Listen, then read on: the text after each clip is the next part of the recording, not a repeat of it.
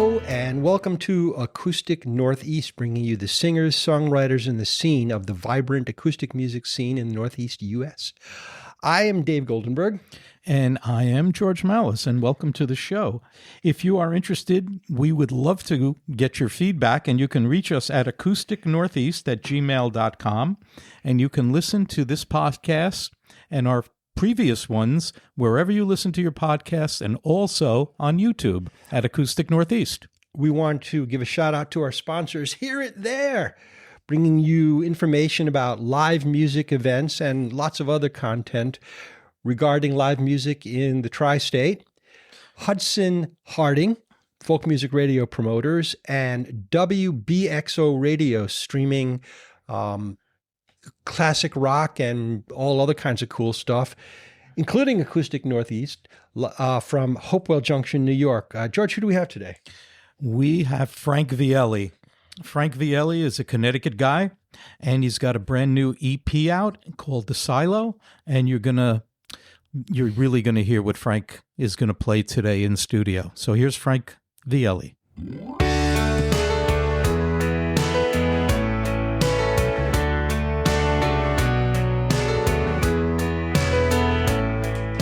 Hi, everybody, and welcome to Acoustic Northeast. I am co-host George Malice, along with my buddy Dave Goldenberg. Hello. And we are here in the studios of WBXO in beautiful Hopewell Junction, New York. Our engineer is Hugh Curtin. And tonight we have the pleasure of turning you on to singer-songwriter Frank Viele. Frank, welcome to the show, buddy. Thank you so much for having me. Yeah, it's our pleasure. We would like you to kick off the show with a tune for everybody. If you could intro it, tell everybody what you're going to play and whatever you want to add. I started playing this one again live, and it's an older one of mine from not my most recent full length album, but the EP before that. It's called "The Time Is a Thief" EP, and this one's called "The River." Yeah, something like that.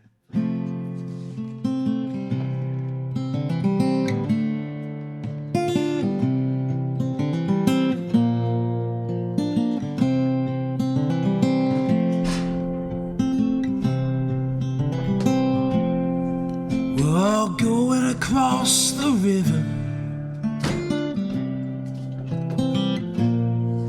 we're all going around the bend. You gotta do what makes you shiver before your time comes to an end.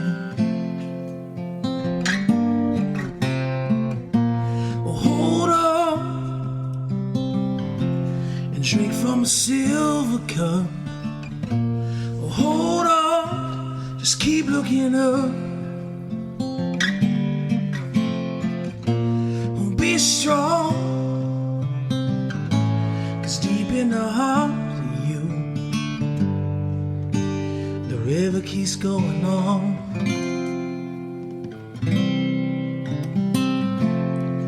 We're all going across the river.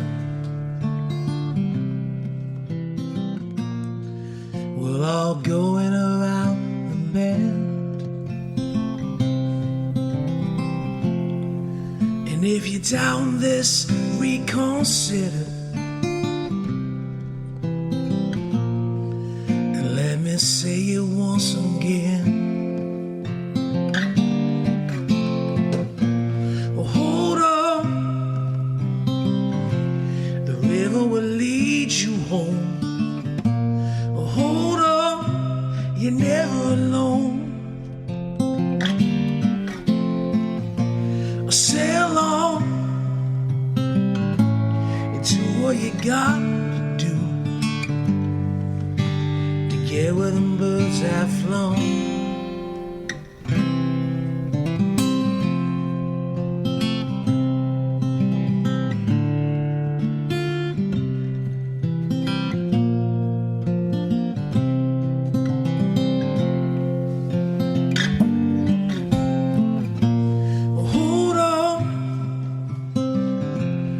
river will lead you home. Oh, hold on,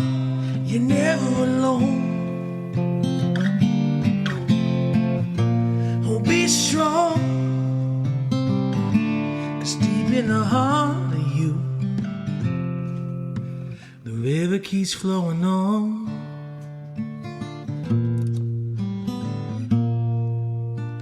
The river keeps flowing on. Nice. That's Frank Viele. You're listening to Acoustic Connection. Beautiful song. So, Frank, you got a chord at the end there, man. I'm used to playing it on piano. I was like, oh yeah.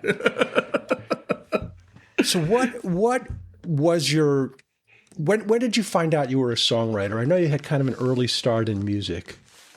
Yeah, my older brother, he's 9 years older than me. He went to he came back from college and then he moved to the West Coast and he left my father's old guitar that he had home, and I was 16 or 14, and I just picked it up.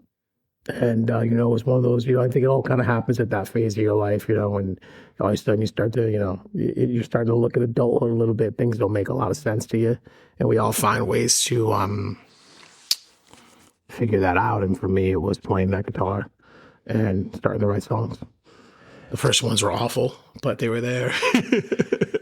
Well, of course. Now you probably remember some of those, and fortunately, we're not going to ask you to play them. If anybody asked me to play the first song I ever wrote, it was just nothing but youthful angst.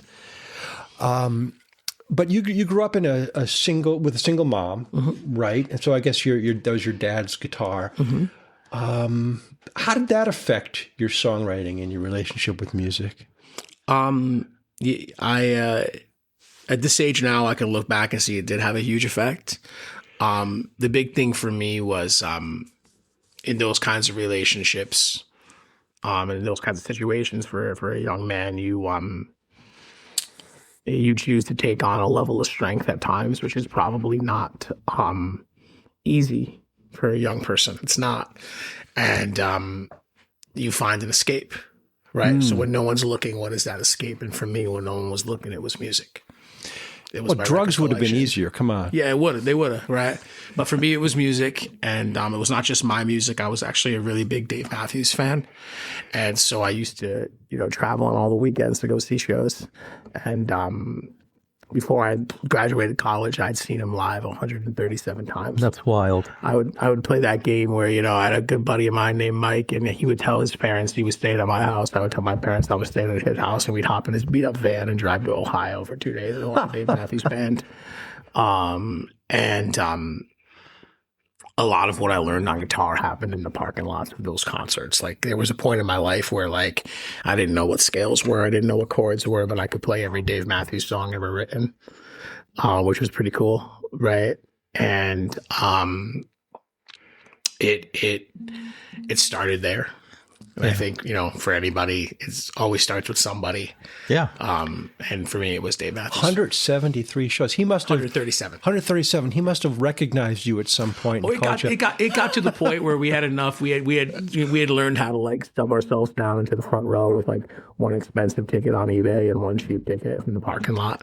And we played all the games we had to play. And there were all those blogs, and we were known on the blogs. And my buddy had 11 drumsticks. Right, it was that kind of thing. Yeah, looking back now, we were pretty cool for a bunch of 17-year-olds, right? I've always wanted to ask this of somebody who followed a band in the way people used to follow the Dead. What did you find there? It wasn't just the music. There was something that you connected with that kept you coming back. I think that was when I learned that I wanted to be a musician, because I wanted that feeling of what it felt like being at those shows. I wanted that to be an everyday part of my life. It was, the world around me was crazy when I was a kid. But for the 3 to 4 hours I was there, for the 2 hours of that concert, it's like everything else was muted. Yeah, that makes a lot of sense. Yeah. So that's just where it became. And then, as I got older, it became my record collection. I have over 4,000 albums on vinyl, all alphabetized in my basement at this point. Wow. Organized. And I do this thing. I didn't complete it in 2025 because life got in the way, but I listen to 365 records every year on vinyl, cover to cover. And I make a playlist with my favorite song off each record. And it's on Spotify. Some of my fans follow them and stuff like that. But How could they find it?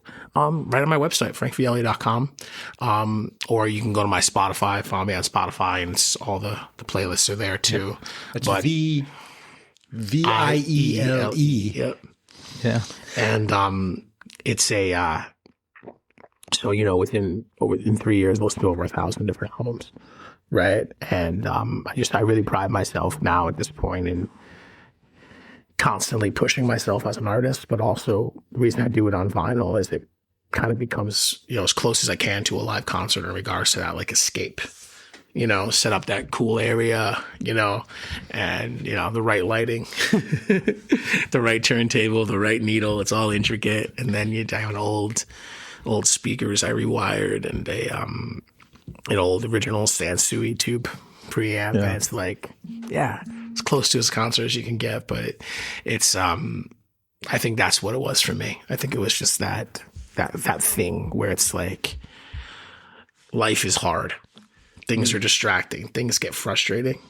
But if you can find something beautiful and healthy that can help you escape like that. What and for me, it was music. Vinyl that appeals to you? Because you kind of grew up in the cassette / CD era. Yeah. So I had an older cousin that was very, very big into hip hop, and he used to scratch records. He did a little bit with things like Mixmaster Mike from the Beastie Boys and stuff, and I idolized him. And my first instrument, I played piano when I was a kid with my grandmother, but my first instrument that was mine before I played guitar, I used to scratch records. Whoa.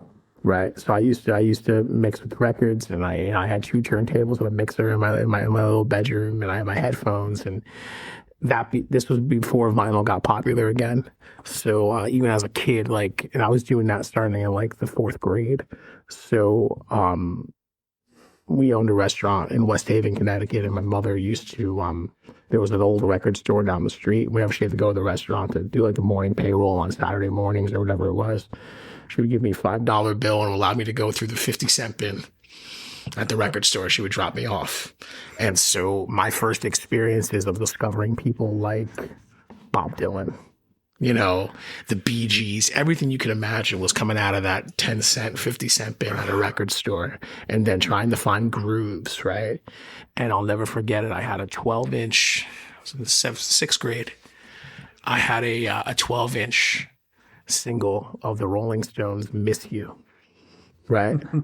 Came in that white sleeve with the lips on it and stuff. And I was scratching with it because it had that groove, that right? Yeah. And I kept listening to it, and I was like, I want an electric guitar. That's how I landed my first electric guitar. That's cool. You talk about, so obviously you were self-taught guitar. Yeah. Growing up, you listened to, I believe, your grandmother playing piano. Mm-hmm. And do you write on the piano now at all? A little bit, yeah. When I write on the piano, it's because my guitar, I'll be honest, as a writer, sometimes I can hide behind it because I can write a lot of riffs. I can do a lot of things like that. So it's easy to make a mediocre song sound pretty darn good when you can rip it up on guitar with it, right? So when I find myself falling into the same kind of things, yeah. I'm not that great of a piano player. I know my scales and I know my chords, but I can't rip on the piano. So it forces me to be very conscious of what chords I'm playing and slow down.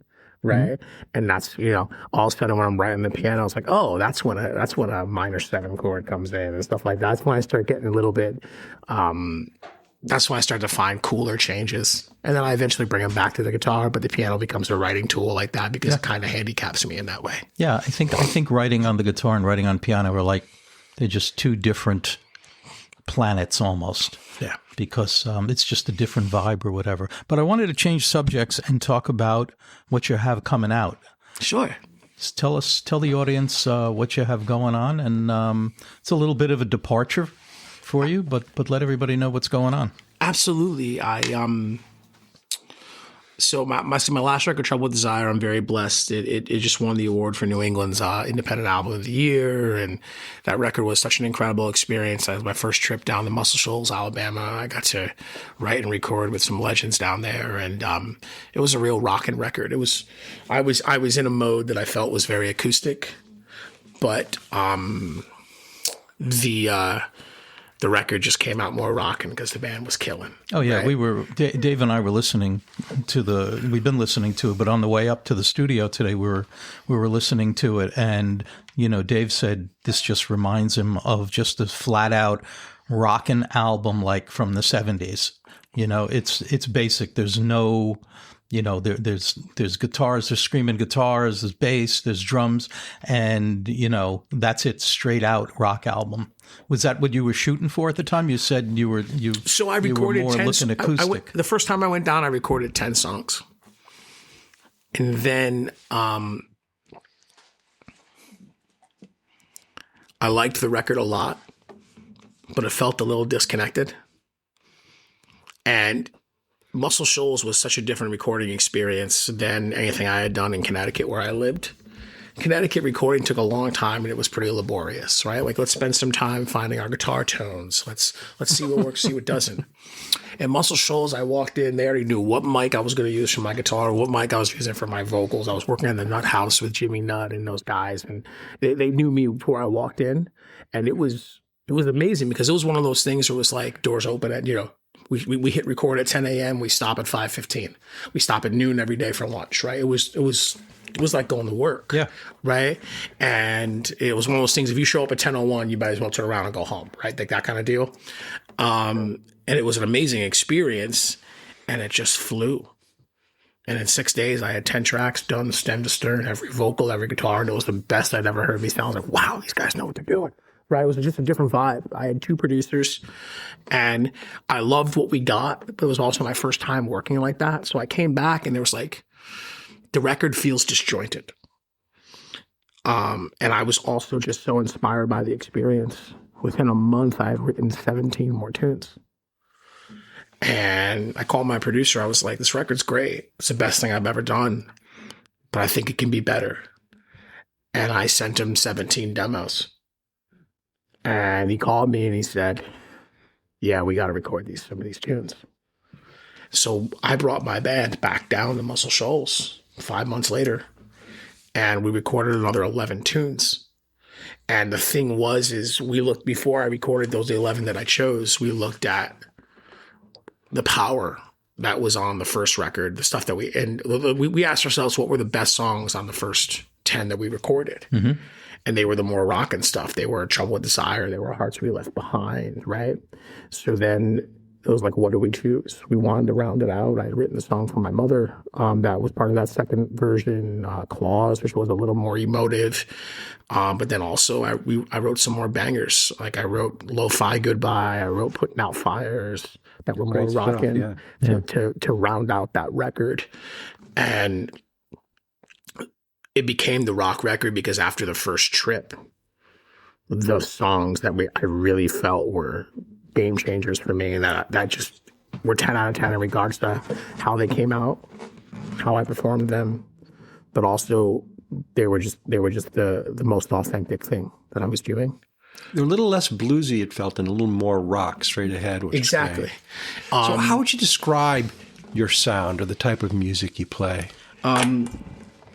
I could spend an hour talking about it, but I've learned that I'm a heartland rock artist. A heartland rock artist. I've got enough from the industry side now to say, like, you're heartland rock. It's a niche genre, but it's rock and roll with kind of your heart on your sleeve kind of words, very passionate lyrical content, and there's a little bit of soul in it and a little bit of twang.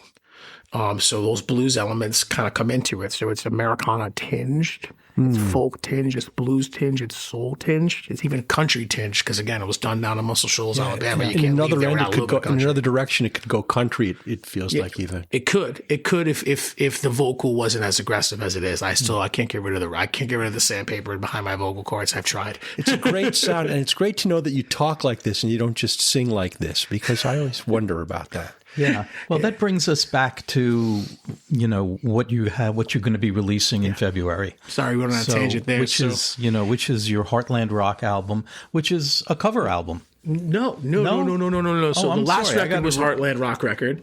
This record coming out has one cover on it. My first time ever. My apologies. Yeah. But it's got 4 originals. It's a 5-track EP. Okay. It's called the Silo EP.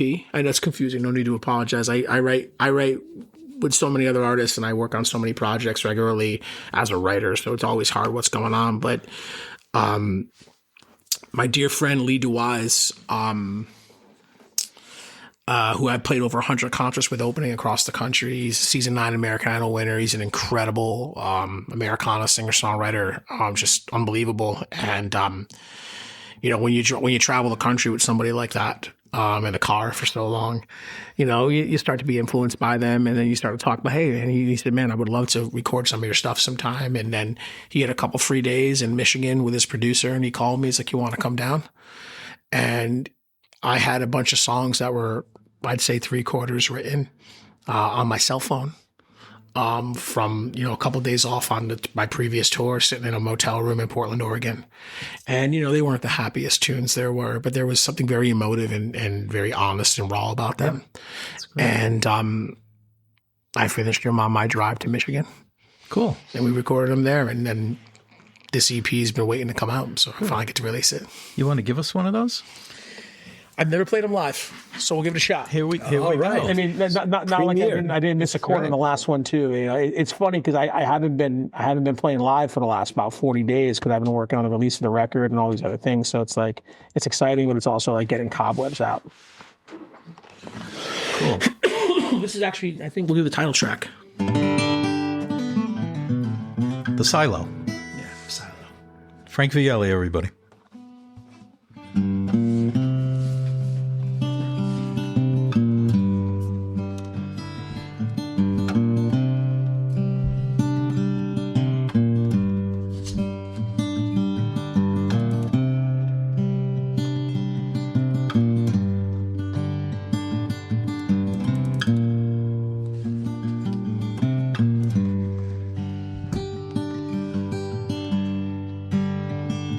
Oh, I don't know how to say what to do, where we lay. Break these chains, speak your truth. Give me words, show me proof. Silo stands, concrete walls, all alone, strong and tall. Empty bed, empty room, lonely hearts run from truth.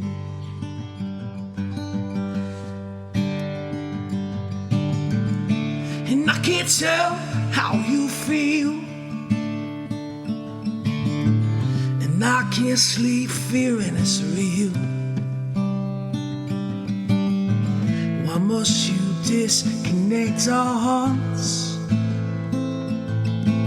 Distance can't divide true counterparts.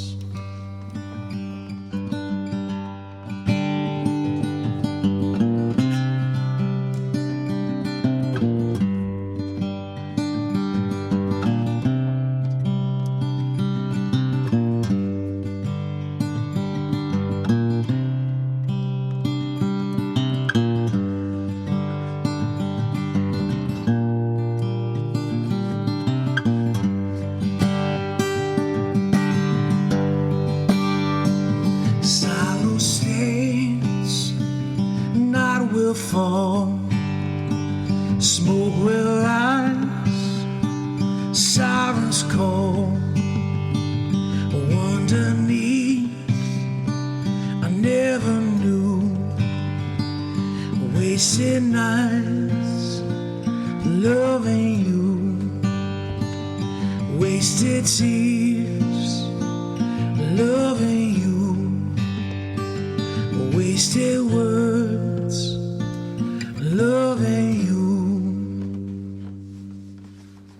Sweet. That's great. Beautiful. That's Silo by Frank Viele, the title track of your new EP out when? February 20th. February 20th. And where can people find it when it's released? Every digital music platform. And if you go to my website now, you can purchase the limited edition pre-order on vinyl. Really excited about that. I'm a vinyl nerd, as we spoke about. So 180 gram, only 250 of them pressed. They're already close to half sold out. And what I do for everybody is if you pre-order the vinyl, you get the entire album a month early, digitally. So you get an email within 48 hours with the whole record. So before it comes out February 20th. And the website is frankviele.com? Yep, frankviele.com. Great. So one thing I noticed going through your site, I came across an article about you, and I decided to test my Spanish in reading it. And it turns out you are a big hit in Argentina and Brazil. How did that happen? You know, this is going to be a music business conversation now, right? I do it on a record label, and I'm just going to shoot straight. I got a lot of fellow musicians who I love dearly that think the internet's a terrible thing, and they think Spotify is a terrible thing, and they think social media is terrible. Does it change everything? Oh, absolutely. But it also gives you the opportunity to find your tribe. And I told you earlier that I'm a Heartland rock artist. Apparently, Heartland rock is the biggest genre in South America. One of the biggest genres. They love American music. They love rock and roll. And they just found me online.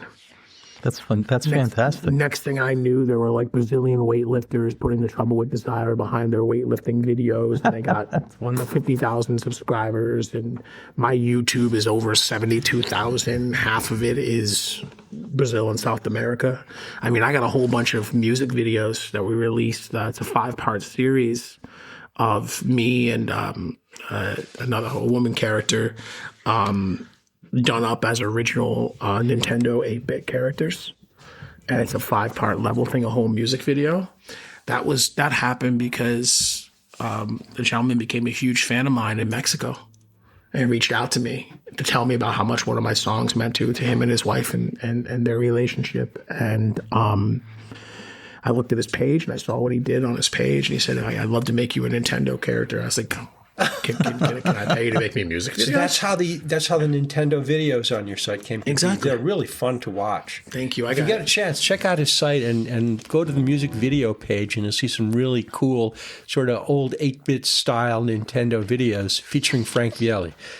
That's wild. It's because I'll be real with you. At first, I was getting all these messages, and they weren't in English. So like they were coming through on Instagram and YouTube Messenger and email, and I was like, I mean, maybe someone's trying to steal my credit card number. I don't know what's going on, right? But then I just one day, just because I shame on me, I just ignored them and never thought to me that like these are like fans of mine.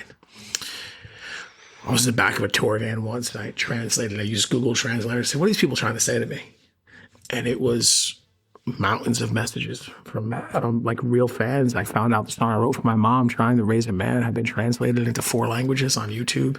And I was able to, I had all these messages from people that used it as a part of their wedding in the Philippines or in South America. And it was like, wow. And, you know, and if you read all the stories, I mean, some of my favorite artists found their first group of fans outside the United States before they found them close to their home. So for me, yeah, it shows the power of music. Yeah. And shows what the new industry can be. You know what I mean? You know, someone said to me a while ago, they said, I asked them a question. I said, how do you get your music heard? And they said to me, just write a good song. You write a good song and it'll get heard. And obviously here's a situation where you wrote a great song and translated into 4 languages. That's an I didn't accomplishment. even do it. No, I realize that, but it just goes to show you write a good song, and you know it gets out there. It's a different industry now, and I can see that.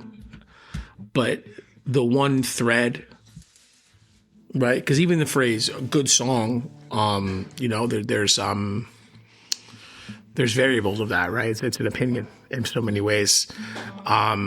what I've found to be the thread and the artists that I love most, and I think it's part of social media connecting us to artists on a different level than they used to.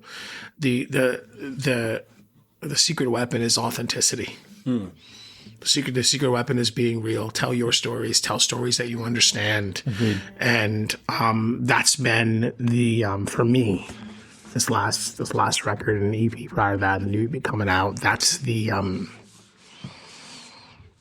thing. Is I do feel like I'm writing more as myself than writing to write a song, if that makes sense. And I think that comes from growth and working with some great writers the last couple of years that taught me how to take the things that were coming out of me and make them connect on a different space. Cool. Well, Frank, I want to thank you for coming on the show. This has been great to hear your music and to find out, your past and what makes you tick. And I'd like to ask you to take us out with a song. What's your choice to do here? I'm gonna do track 1 off the last record. The album, of course, is The Trouble with Desire. The track is Hearts We Left Behind. And this is my favorite track on the record. Second favorite to for my mom, but it's a little more rocking. Okay.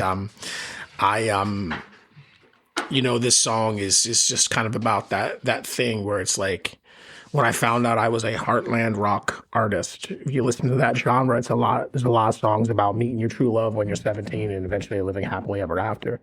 There was no songs about making a ton of mistakes along the way and then finally finding the right person that makes sense in like your mid-40s, right? And I wanted to write that song. And that's what this one is. It's called Hearts We Left Behind. Here it is.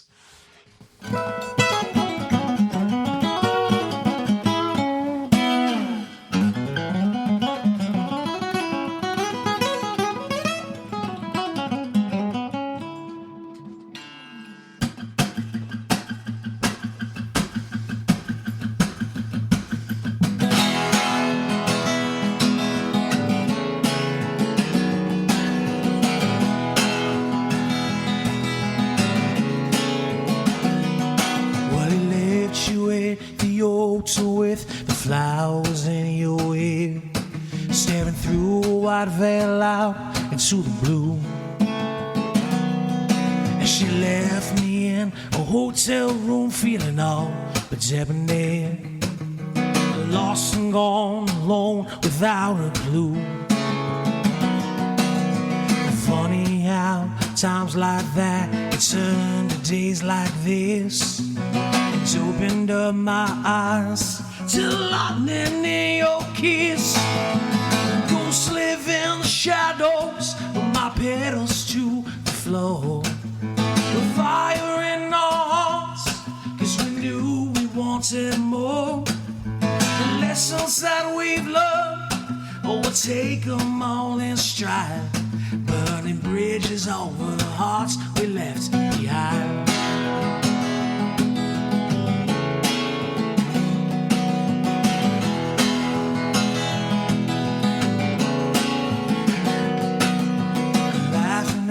The red lights and sirens through the storm, running headlong right into the wind. Oh, fighting to be set free on the day that we were born, could never chain us to the ground again. And every moment I'm with you feels like heaven's bliss. It's opened up my eyes to the lightning in your kiss. Ghosts live in the shadows with my pedals to the floor. The fire in our hearts, 'cause we knew we wanted more. The lessons that we've learned, we'll take them all in stride. Burning bridges over the hearts we left behind.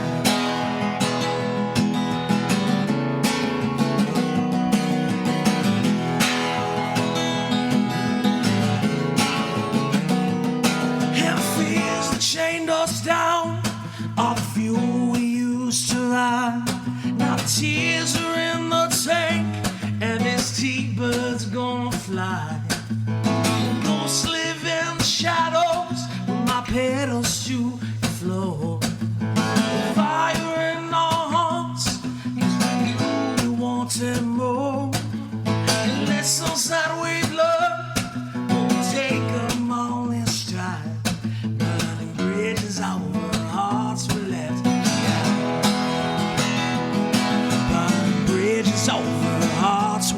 left.